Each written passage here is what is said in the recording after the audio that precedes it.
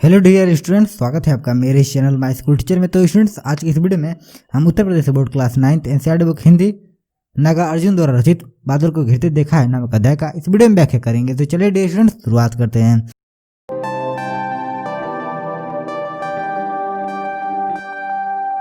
तो स्टूडेंट्स, शुरुआत करने से पहले मैं आपको बता दूं कि जो 1 से तीसरे तक की व्याख्या है इसकी पिछले वाले वीडियो में आपको बता चुका हूं। यदि आप उस वीडियो को नहीं देखे हैं तो आपको उस वीडियो का लिंक ऊपर आई बटन में, नीचे डिस्क्रिप्शन बॉक्स में तथा इस वीडियो के अंत में उस वीडियो का लिंक आपको मिल जाएगा। अंत में तो आपको वीडियो ही मिल जाएगी, तो अंत में उस वीडियो को आप देख सकते हैं। इस वीडियो को देखने के बाद यदि आप उस वीडियो को पहले देखना चाहते हैं तो ऊपर आई बटन तथा नीचे डिस्क्रिप्शन बॉक्स में जाकर उस वीडियो को पहले देख सकते हैं।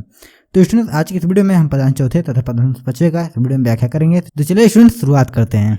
दुर्गम बर्फानी घाटों में 7 सहस्त्र फुट उच्च शिखर पर अलग नाभि से उठने वाले अपने उन्माद परिमल के ऊपर धावित होकर तरल तरुण कस्तूरी मृग को अपने पर चिढ़ते देखा है। तो स्टूडेंट, चलिए यही पदांश चौथा है। तो स्टूडेंट्स, इसकी व्याख्या करने से पहले सबसे पहले इसके प्रसंग को जान लेते हैं, क्योंकि संदर्भ तो पूर्वत ही रहेगा जैसा आपको ऊपर डिस्प्ले में दिख रहा है।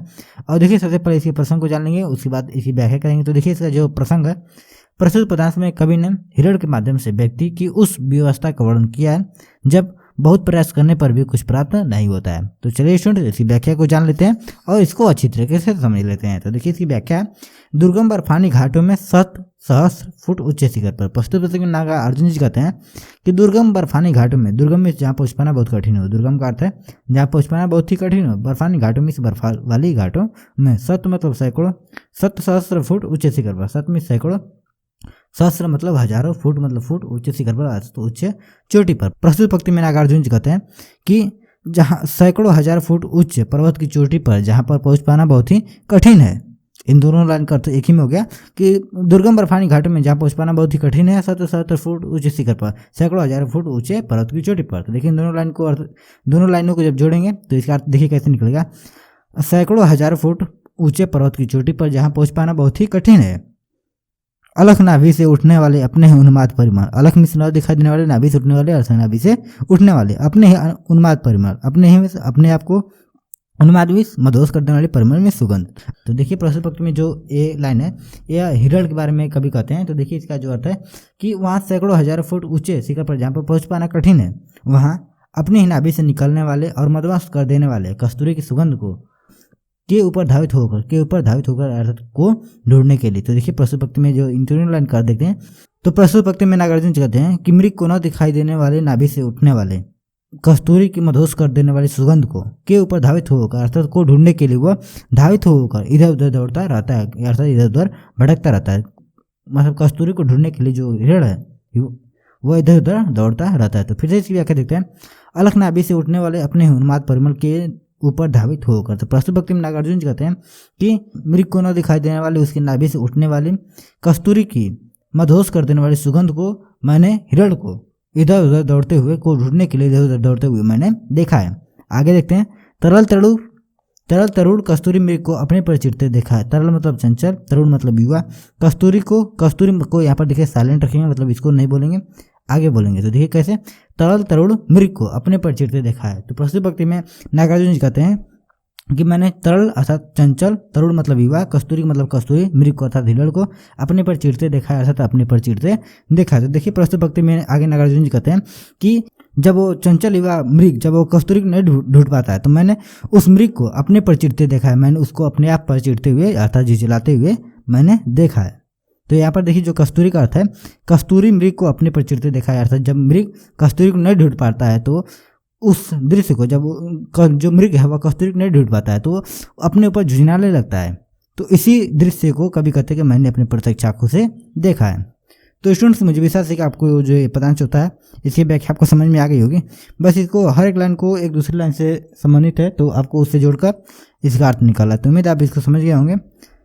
तो चलिए स्टूडेंट्स, इसके काव्य संदर्भ जान लेते हैं। तो देखिए, इसका जो काव्य संदर्भ है, भाषा तत्सम प्रधान खड़ी बोली है, और जो शैली है प्रतीकात्मक व प्रवाहपूर्ण है, और जो गुण है प्रसाद रस शांत है, और जो छंद है तुकांत मुक्त, और शब्द शक्ति लक्षणा व व्यंजना है। और देखिए, इसमें अलंकार दो ही अलंकार प्रयोग हुआ है, पुनरावृत्ति प्रकाश अलंकार तथा अनुप्रास अलंकार। देखिए, पुनरावृत्ति प्रकाश अलंकार किसमें, होकर में, हो शब्द की पुनरावृत्ति होने के कारण यहाँ पर पुनरावृत्ति प्रकाश अलंकार है, और अनुप्रास अलंकार। तरल तरुण में त तथा र वर्ण की पुनरावृत्ति होने के कारण यहाँ पर अनुप्रास अलंकार है। तो देखिए त और र, तरुण और तरुण में त र वर्ण की पुनरावृत्ति हुई, इसलिए यहाँ पर अनुप्रास अलंकार है। तो स्टूडेंट मुझे विश्वास है कि आपको जो पदांश चौथा है इसकी आपको हर एक पॉइंट क्लियर हो चुकी है। तो चलिए बढ़ते हैं पदांश बच्चे की ओर। तो देखिए पदांश बच्चा है, सत सत निर्झर निर्झड़ी कल मुखरित देवदारू के कानन में, सोड़ित धवल भोजपत्र से छाई हुई कुटी के भीतर, रंग बिरंगे और सुगंधित फूलों को कुंतल में साजे, इंद्रनील की माला डाले संग सरीखे सुगर गले में, कानों में कोले लटकाए सदल रक्त कमल बेड़ी में, रजित रचित मणि खचित कला में, पान पात्र दक्षा पुरित रखे सामने अपने अपने लोही चंदन की त्रिपदी पर नरम निराग बाल कस्तूरी, मृग छालों पर पलथी मारे मजरा दारुड़ आंखों वाले उन उन्मद किन्नर किन्नरियों की मृदुल मनोरम अंगुलियों को वंशी पर फिरते देखा है। तो स्टूडेंट से यही देखिए पदांश बचा और इसकी व्याख्या करने से पहले इसके संदर्भ तो पूरा रहेगा, प्रसंग को जानने देते। देखिए प्रसंग क्या है, प्रस्तुत पदांश में कवि ने किन्नर प्रदेश की शोभा तथा किन्नरों पर वर्षा ऋतु के प्रभाव का चित्रण किया है। तो देखिए स्टूडेंट यही बस इसकी प्रसंग है। तो चलिए स्टूडेंट इसकी व्याख्या को जान लेते हैं। तो देखिए इसकी जो व्याख्या है, सत सत निर्झर निर्झड़ी कल मुखरित देवदारू के कानन में, देवदारू के कानन में। तो देखिए सत सत मतलब सैकड़ों सैकड़ों, निर्जर मतलब झरना और निर्झड़ी करता है छोटा झरना। तो देखिए सैकड़ों सैकड़ों सैकड़ों सैकड़ों छोटे झरने, छोटे बड़े झरने। तो देखिए कल मतलब कल कल की आवाज़, जो जैसे झरना बता है ना तो ऐसे कल कल की आवाज़ आती है। तो इसके बारे में कवि कह रहे हैं। तो देखिए सत सत निर्जर निर्झड़ी कल, सत सत में सैकड़ों सैकड़ों, निर्जर निर्झड़ी में तो छोटे बड़े झरने, कल मतलब कल कल की आवाज़, मुखरित में गुंजित हो रही है, मुखरित अर्थात गुंजित हो रही है, देवदारू के कानन में अर्थात देवदारू के कानन में, एक देवदार नामक व्यक्ति है उसी का जंगल है। तो कानन अर्थात तो जंगल में असर में। तो देखिए इस लाइन की व्याख्या देखते हैं कि सत सत निर्जर निर्झड़ी कल मुखरित देवदारू के कानन में। प्रस्तुत पंक्ति में नागार्जुन जी कहते हैं कि सैकड़ों सैकड़ों छोटे बड़े झरनों की कलकल की आवाज़ देवदारू के कानन में अर्थात देवदारू के जंगलों में गुंजित हो रही है। आगे देखते हैं इसकी व्याख्या, सोड़ित धवल भोजपत्रों से छाई हुई कुटी के भीतर, सोड़ित धवल अर्थात सफेद और लाल और सफेद, सोड़ित धवल का अर्थ होता है लाल और सफेद, भोजपत्रों से छाई अर्थात भोज के पत्रों से छाई हुई कुटी के भीतर अर्थात कुटी के भीतर। प्रस्तुत पंक्ति में नागार्जुन जी कहते हैं कि लाल और सफेद पत्तों भोजपत्रों से छाई हुई कुटी के भीतर रंग बिरंगे और सुगंधित फूलों को कुंतल में साजे, रंग बिरंगे अर्थात रंग बिरंगे और सुगंधित फूलों को अर्थात पुष्पों को, वही फूल कुंतल अर्थात बालों में साजे में सजाए हुए। तो देखिए प्रस्तुत पंक्ति में जो नागार्जुन जी है वह किन्नर तथा किन्नरियों के बारे में बात कर रहे हैं। तो देखिए रंग बिरंगे और सुगंधित फूलों को कुंतल में साजे। प्रस्तुत पंक्ति में आगे नागार्जुन जी कहते हैं कि रंग बिरंगे सुगंधित फूलों को जो किन्नर किन्नरियाँ हैं, किन्नर किन्नरियों जो है, किन्नर किन्नरी जो है वह रंग बिरंगे तथा सुगंधित फूलों को अपने बालों में सजाए हुए हैं। इंद्रनील की माला डाले संग सरीखे सुगर गले में, इंद्रनील अर्थात नीलम नामक माला, इंद्रनील की माला का अर्थ जो है नीलम नामक माला, जो आप डिस्प्ले पर देख रहे हैं उसको देखिए, यही इंद्रनील की माला इसको कहा जाता है, नीलम नामक माला इसका अर्थ होता है। इंद्रनील की माला डाले अर्थात नीलम नामक माला डाले संग सरीखे सुगर गले में, अर्थात संग मतलब संग का मतलब संख्य होता है, यहाँ पर देखिए सरीखे का अर्थ समान होता है। तो देखिए संग सरीखे अर्थात संग के समान, सुगर गले में अर्थात सुंदर गले में। तो देखिए आगे जो है नागार्जुन जी कहते हैं कि जो किन्नर तथा किन्नरियाँ हैं वह नीलम नामक माला को अपने शंख के समान सुंदर गले में डाले हुए हैं, शंख के समान सुंदर गले में डाले हुए हैं। आगे देखते हैं कि कानों में कुवले लटकाए सदर रक्त कमल बेड़ी में, कानों में कुवले लटकाए, कानों में मतलब कानों में जानते हैं, कुवले लटकाए अर्थात नीलकमल, कुवले का अर्थ होता है नीलकमल, लटकाए अर्थात लटकाए हुए। आगे नागार्जुन कहते हैं कि जो किन्नर किन्नरियाँ हैं वह कानों में नीलकमल लटकाए हुए हैं। सतोदर रक्त कमल बेड़ी में, सतोदर मतलब 100 पंखुड़ियों वाला, रक्त मतलब देखिए रक्त लाल होता है, और देखिए यहाँ पर रक्त के बारे में रक्त कमल मतलब रक्त कमल अर्थात सब पता चल रहा है कि लाल कमल, ऐसा नहीं ना खून कमल, देखिए जम नहीं रहा है तो मतलब ऐसी कोई रचना भी नहीं होती है। तो देखिए सतोदर रक्त कमल बेड़ी में, सतोदर में 100 पंखुड़ियों रक्त कमल अर्थात लाल कमल, बेड़ी में अर्थात बालों में। तो देखिए आगे कभी कहते हैं कि जो किन्नर किन्नरियाँ हैं वह 100 पुष्पों 100 पंखुड़ियों वाला लाल कमल को बेड़ी में अर्थात बालों में सजाए हुए हैं। तो देखिए फिर से इस लाइन का व्याख्या देख लेते हैं। कानों में कुवले लटकाए सदल रक्त कमल बेड़ी में, प्रस्तुत पंक्ति में नागार्जुन जी कहते हैं दो किन्नर किन्नरियाँ हैं वह कानों में नील कमल लटकाए हुए हैं तथा अपने बालों में 100 पंखुड़ियों वाला लाल कमल को सजाए हुए हैं।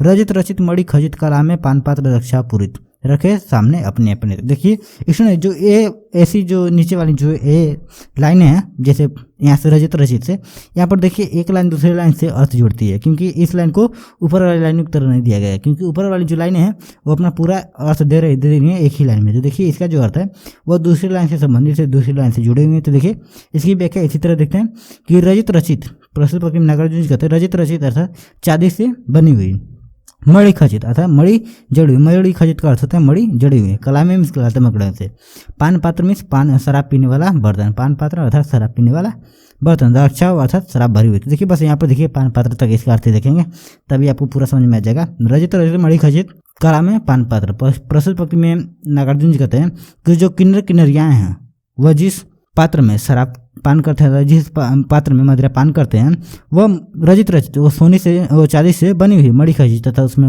मणि जड़े हुए हैं, कला में कलात्मक रूप से। देखिए फिर से इसी व्याख्या देखते हैं रजित रचित मणि खचित कला में पान पात्र। आगे के नागार्जुन जी कहते हैं कि जो किन्नर किन्नरियाँ हो जिस पात्र में मदिरा पान करते हैं वह चांदी से बनी हुई तथा उसमें कलात्मक रूप से मड़िया जड़ी हुई हैं।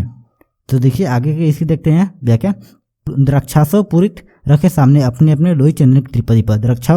द्राक्षासो पूरित अर्थात द्राक्षासो मतलब अंगूर से बनी हुई शराब, द्राक्षासो का अर्थ है अंगूर से बनी हुई शराब, पूरित में से भरी हुई। तो देखिए रखे सामने अपने अपने, जिसे वो अपने सामने रखे हुए हैं। और देखिए किस चीज़ पर, देखिए यहाँ पर उसकी बात हो रही है लोहित चंदन की त्रिपदी पर। लोहित मतलब लाल, चंदन मतलब चंदन की त्रिपदी पर अर्थात तिपाई पर। त्रिपदी का अर्थ होता है तिपाई। तो देखिए और जो किन्नर किन्नरियाँ हैं वह शराब से अंगूर से बनी हुई शराबों को, अंगूर से बनी हुई शराब को वह अपने अपने सामने लाल चंदन से बनी तिपाई पर वह रखे हुए हैं। तो देखिए इसकी व्याख्या फिर से देखते हैं कि द्राक्षासो पूरित रखे सामने अपने अपने लोई चंदन की त्रिपदी पर। प्रस्तुत पंक्ति में नागार्जुन कहते हैं जो किन्नर किन्नरियाँ हैं अंगूर से बनी हुई शराब को वो अपने अपने सामने लाल चंदन की तिपाई पर रखे हुए हैं। तो स्टूडेंट्स मुझे विश्वास है कि आप इसको समझ गए होंगे। तो देखिए इसकी जो व्याख्या है एक लाइन दूसरी लाइन से इसमें अर्थ जोड़ रही है, तो इसीलिए जो एक लाइन का अर्थ सीधे नहीं बता सकते, दूसरी लाइन को अर्थ को भी जोड़ कर इसको में बताना पड़ रहा है। तो चलिए उम्मीद है आप इसको समझ गए होंगे। तो चलिए आगे की व्याख्या देखते हैं। नरम निजाक बाल कस्तूरी मिर्च छालों पर पलथी मारे। बस इतना कर देखते हैं, इसमें आपको समझ में आएगा। नरम निजाक बाल कस्तूरी, नरम में नरम, निजाक में दाग रहित, बाल कस्तूरी में बाल वाली कस्तूरी, मृग छालों पर पलथी मारे मतलब मृग की छालों पर, पलथी में पलथी वही पालथी जो जैसे बैठा जाता है, जैसे आप डिस्प्ले पे देख रहे हैं पालथी जैसे बोले जाते हैं ना, बस वही डिस्प्ले पे जैसे आप देख रहे हैं मालते मारे में। तो देखिए प्रस्तुत पंक्ति में नागार्जुन जी कहते हैं या आगे नागार्जुन जी कहते हैं कि वे कोमल दाग रहित तथा स्वच्छ बालों वाली कस्तूरी मृग की छाल पर पालथी लगाए बैठे हुए हैं। आगे नागार्जुन जी किन्नर किन्नरियों के बारे में बात कर रहे हैं कि वे कोमल दाग रहित तथा स्वच्छ बालों वाली कस्तूरी मृग की छाल पर पालथी मारे हुए बैठे हुए हैं। मध्य दारुण आंखों वाले उन उन्मद किन्नर किन्नरियों की। तो देखिए प्रस्तुत पंक्ति में नागार्जुन जी कहते हैं मदिरा पान के कारण लाल आंखों वाला आंखें। तो देखिए मदिरा दारुण आंखों, इस दोनों का देखते हैं। मदिरा पान करने के कारण लाल आंखें वाले उन उन्मद किन्नर किन्नर अर्थात वाले उन उन्मद अर्थात मधोस किन्नर किन्नरियों के अर्थात किन्नर किन्नरियों के। देखिए प्रस्तुत पंक्ति में नागार्जुन जी कहते हैं कि मदिरा पान करने के कारण मधोस किन्नर किन्नरियों की लाल आंखें मृदुल मनोरम अंगुलियों को वंशी पर फिरते देखा है। और देखिए आगे का भी कहते हैं कि मृदुल अर्थात कोमल, मनोरम अर्थात सुंदर, अंगुलियों को अर्थात अंगुलियों को वंशी पर फिरते देखा है अर्थात वंशी पर फिरते हुए देखा थे। दोनों लाइन का अर्थ एक ही में जोड़कर बताते हैं। तो देखिए इसका अर्थ कैसे है कि मैंने उन किन्नर किन्नरियों की कोमल सुंदर अंगुलियों को मैंने वंशी पर फिरते हुए देखा है। तो स्टूडेंट मुझे विश्वास है कि आपको जो 50-55 इसकी व्याख्या आपको बहुत ही अच्छी तरह से समझ में आ गई होगी।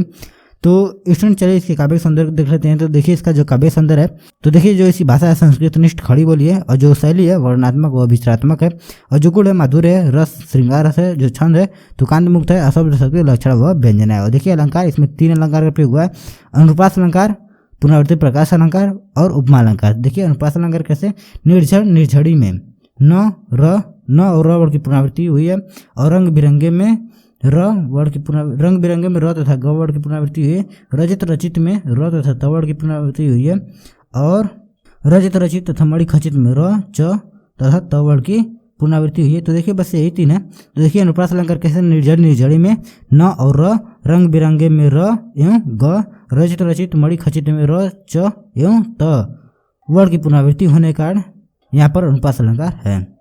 तो स्टूडेंट्स आगे देखते हैं पुनरावृत्ति प्रकाश अलंकार। तो देखिए पुनरावृत्ति प्रकाश अलंकार कैसे सत सत अपने अपने सत सत एवं अपने अपने में एक शब्द की पुनरावृत्ति होने के कारण यहाँ पर पुनरावृत्ति प्रकाश अलंकार है। और देखिए यहाँ पर उपमा अलंकार भी है। उपमा अलंकार कैसे संग सरीखे सुगर कले में, यहाँ शंख जैसी सुंदर गर्दन की बात की गई है, इसलिए यहाँ पर उपमेय में उपमान की समानता को दर्शाए जाने के कारण यहाँ पर उपमा अलंकार है।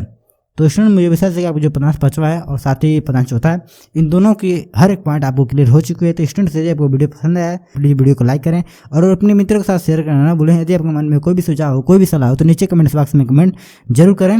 और स्टूडेंट्स हमें हमारी गुरुदक्षिणा जरूर दें। तो स्टूडेंट्स आपको गुरुदक्षिणा बस यही देनी है कि आपको वीडियो के नीचे देखिए रेड कलर के सब्सक्राइब बटन पर क्लिक कर देना है और आने वाली नोटिफिकेशन बेल को आपको ऑल पर सेलेक्ट कर देना है कि जैसे अपने चैनल पर कोई भी वीडियो अपलोड करते हैं तो उसकी नोटिफिकेशन आपको सबसे पहले मिले। तो स्टूडेंट्स मिलते हैं इस अध्याय के अगले वीडियो में। Thank you.